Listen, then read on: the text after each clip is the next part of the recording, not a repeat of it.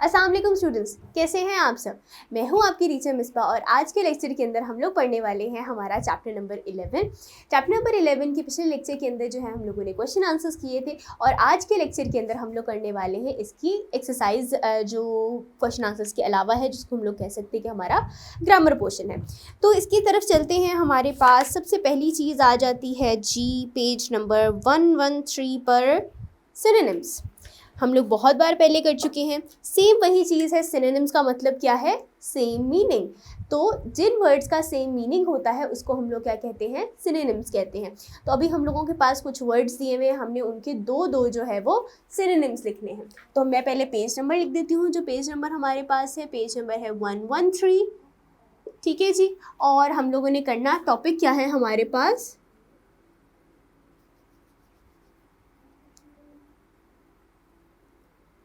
Synonyms. ठीक है जी।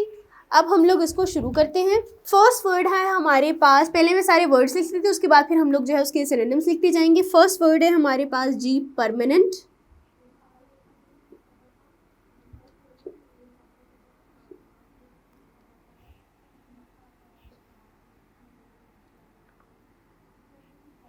Permanent,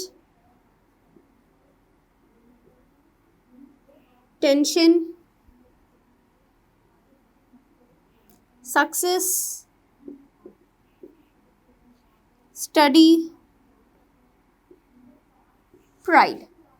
अब ये वर्ड्स हमारे पास आ जाते हैं। परमानेंट का बच्चों मतलब क्या होता है? कंटिन्यूस रहना, लास्टिंग रहना या किसी चीज़ का मुस्तकिल रहना। ठीक है, स्टिक होके रहना, उसको हम लोग क्या कहते हैं? परमानेंट कहते हैं। तो हम लोग इसका लिख सकते हैं लास्टिंग,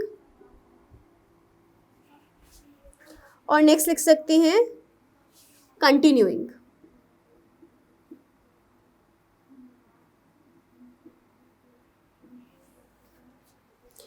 अब है हमारे पास वर्ड टेंशन। टेंशन का हम लोग लिख सकते हैं स्ट्रेस और प्रेशर। सक्सेस, सक्सेस का क्या मीनिंग आ सकता है हमारे पास? विक्ट्री। ठीक है जी। उसके अलावा हमारे पास क्या आ सकता है? Favourable, result. स्टडी, तो स्टडी का हम लोग क्या लिख सकते हैं? Learning, education.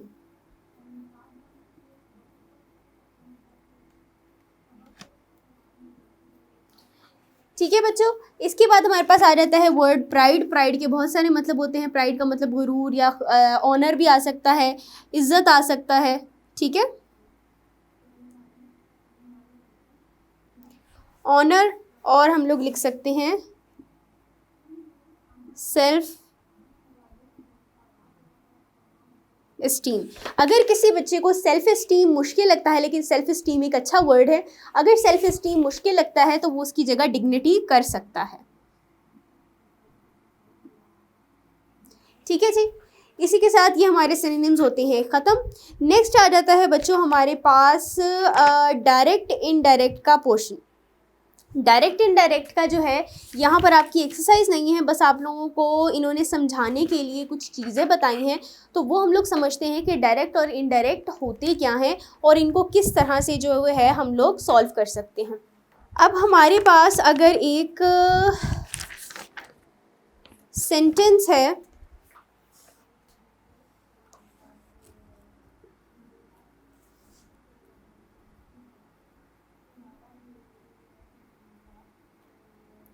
we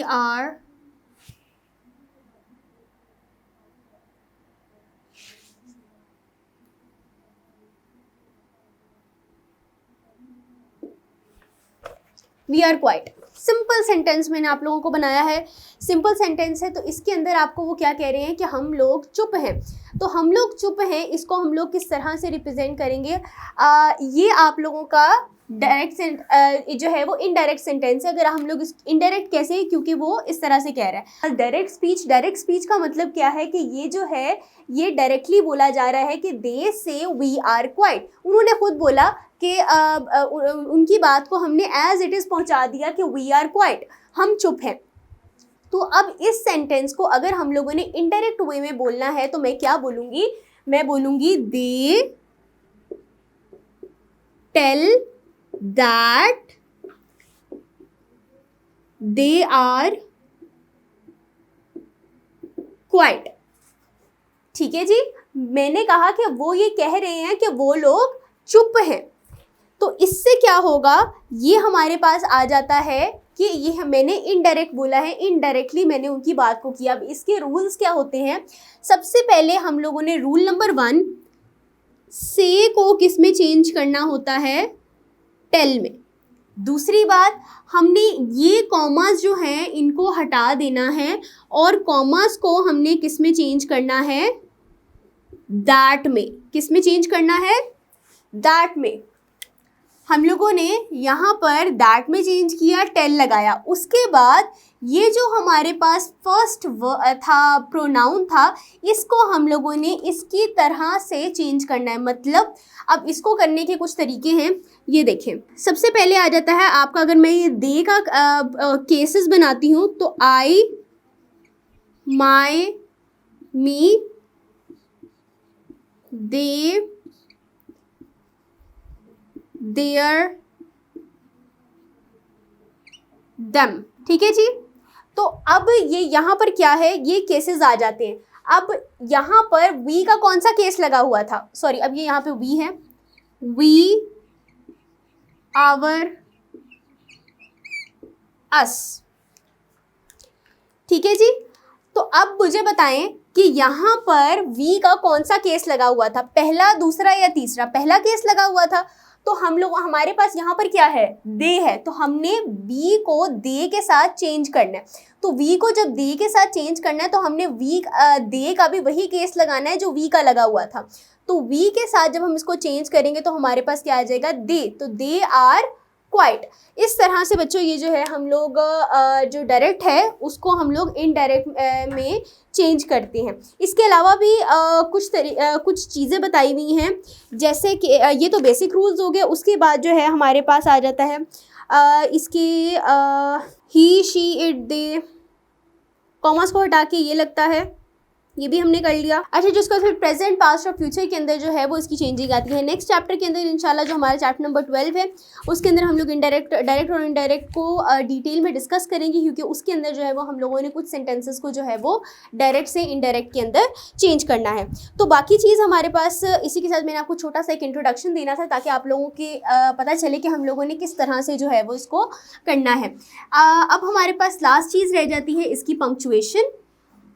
जो हमारा लास्ट टॉपिक रह जाता है वो हम लोग कर लेते हैं। तो पंक्चुएशन को स्टार्ट करते हैं। हमारे पास लिखा हुआ है,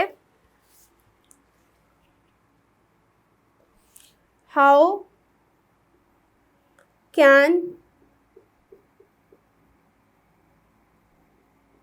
पॉपुलेशन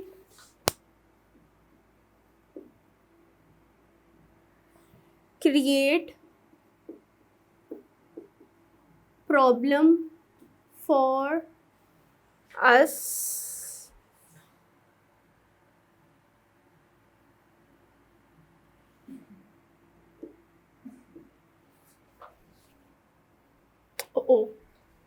अभी इसको पंक्चुएट नहीं करना। Danish asked in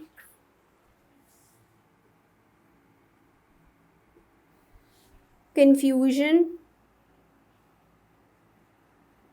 his grandfather smiled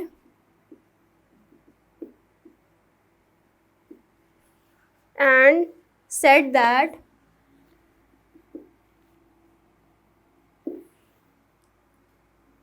population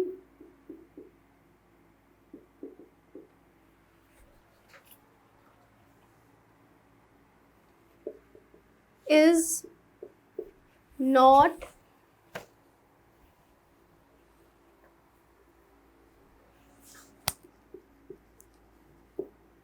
creating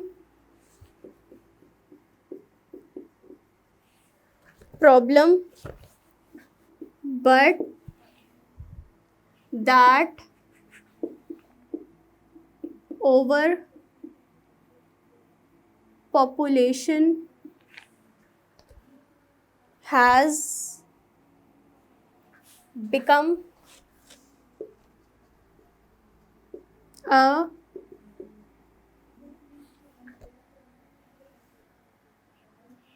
dilemma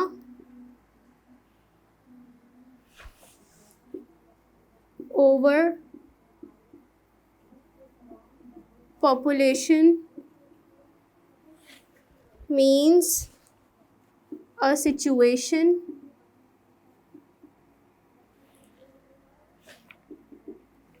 in which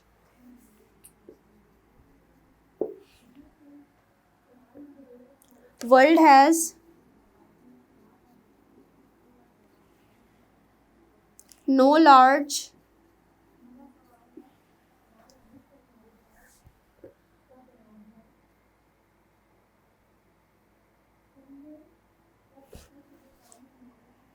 has so large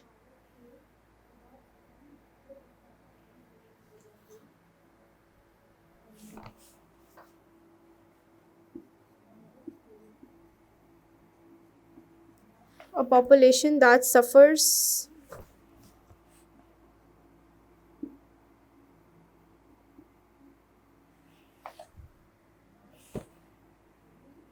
as a result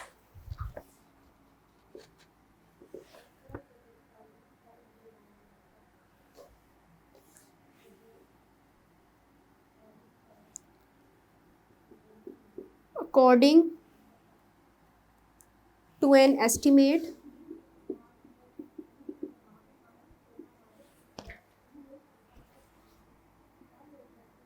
we add to 2,27,000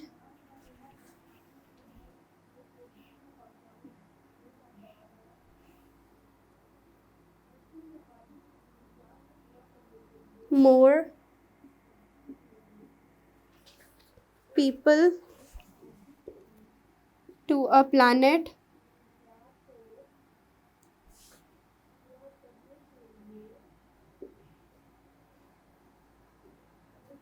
every day,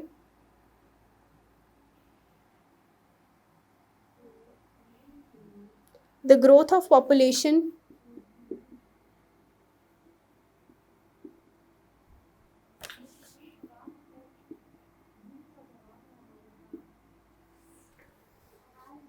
demands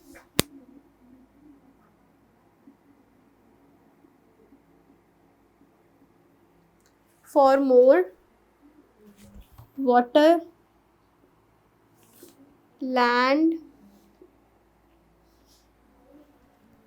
trees, fossil fuel and other resources.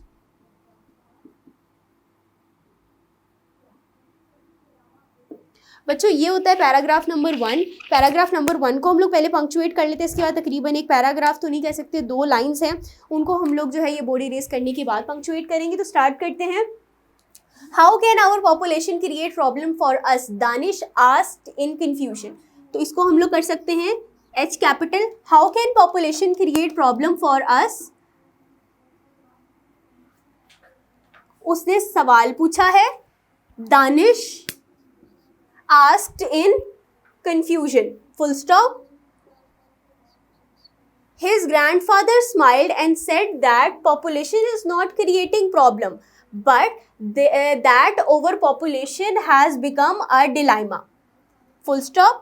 यहाँ पे O small है, O को capital करेंगे। Overpopulation means a situation in which world has so large a population that suffers as a result. A capital, according to an estimate, we add 2,27,000 more people to a planet every day. Full stop. The growth of population demands for more water, land, trees, fossil fuels and other resources, और यहाँ पर लगेगा last में full stop. इसी के साथ बच्चों ये वाला फर्स्ट पैराग्राफ जो है ये हमारा होता है पंक्चुएट कंप्लीटली, इसको देख लें। अब जो है हम लोगों की जो लास्ट की 2 लाइन्स है हम लोग उनको कर लेते हैं। Unsustainable population growth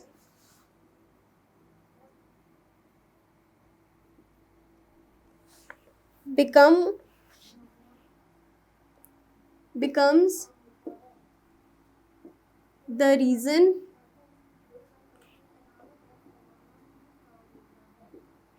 behind food and water shortage.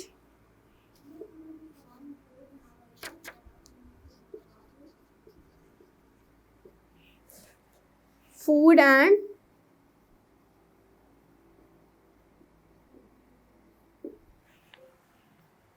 water shortage, climate change,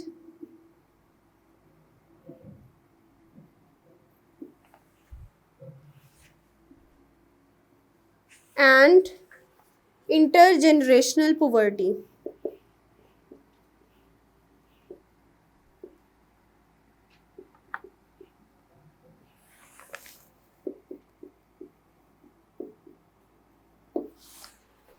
ठीक है जी, ये हमारा पंक्चुएशन का जो पैराग्राफ है ये होता है कंप्लीट।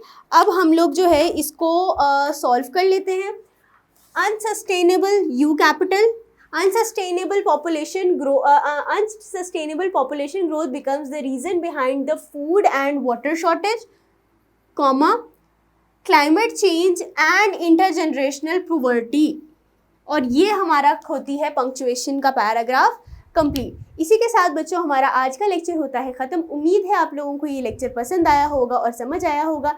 मिलते हैं नेक्स्ट लेक्चर में। अपना बहुत सारा ख्याल रखें। अल्लाह हाफ़िज़।